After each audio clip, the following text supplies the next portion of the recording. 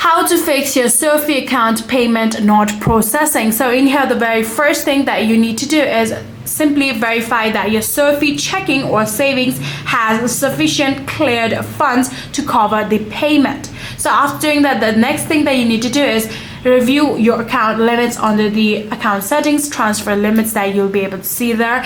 Then from there, check the daily transfer limits. Make sure that you have not spent over limits, right? So even after doing all of these, if it's still not working, then the very last thing that I recommend you guys do is simply try to contact their customer service. So for that, you can actually get into their website, or you can simply find that contact number or email address online. All you need to do is simple Google search. You'll be able to find it, and after contacting them, you'll need to tell them your exact issue and how you'll be able to fix it. I'm pretty sure that they will actually be able to help you out. So yeah, that is it. If you guys do have any further queries, then please let me know in the comment section down below.